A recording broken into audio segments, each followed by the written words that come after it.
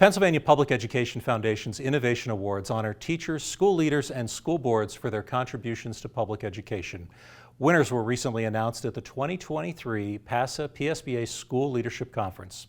Today I'm talking with Peter Giglione, President of the Baldwin-Whitehall School District Board of Directors, the winner of this year's Innovative School Board Award. In the nomination application, this group of elected officials was lauded for moving beyond political and ideological differences to work together in service of their students' best interests as models of compromise and effective discourse. As evidence of their commitment to common goals, most all publicly recorded votes by the board have been unanimous. In addition to dedicating significant time to board business, members take the time to volunteer in the community during the district's Day of Caring and Holiday Cookie Extravaganza.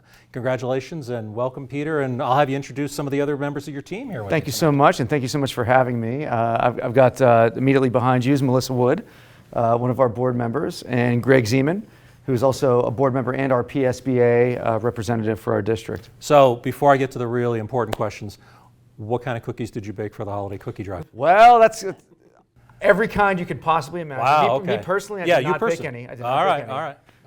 But that's one of the hugest annual events we have every year in our district. All right. Yes. That's impressive. So, talk to me a little bit. When we talk about the rationale and the application, we talk about the need to engage in effective discourse. And I want to ask you, what does that look like with your board specifically, and how have you arrived at that point to really foster that? I think we've created an environment and a culture where even though we disagree on things, and we all come from different political backgrounds, have different political ideologies and ways we think the country as a whole should move forward, we put that aside on our board. We have no partisan or any type of bickering in our meetings. We walk in there and the sole purpose we are there is for the kids. And that's universally accepted by every member of that board.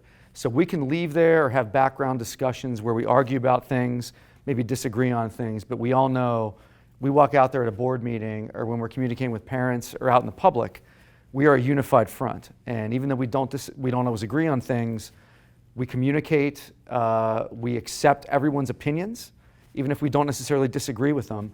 And when you have that type of open communication, open dialogue, it just makes things so much easier. It's way easier to function as a board that way. I had a chance to sit down, as you know, with your superintendent, Yes. Dr. Lutz, and it's not often that the Innovative School Leader Award and the School Board Award go to the same district, and I think that speaks to some of what you have going on out there. In terms of this fostering collaboration and communication.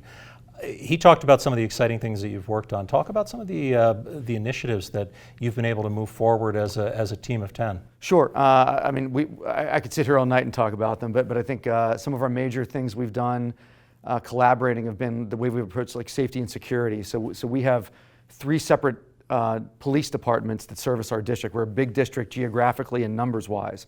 And so getting all of them together on the same page. And we have our own police force as well of 2 officers and numerous security guards. But getting them together on the same page to collaborate and ensure that our buildings and our students are well protected. We built a brand new school that's going to open in the spring. That took a lot of work, it took a lot of planning, and it took a lot of back and forth between the board members as to how this was going to work out. Reconfiguring the grading in our school, like which students would be at what building, where everybody was going to move, was a huge issue. We created things like there's a coffee shop in our high school called the Baldwin Bean that is a student-run coffee shop. And it's also a part-time classroom, so teachers can plan that to reserve the space for certain parts of the day, have their students there for coffee.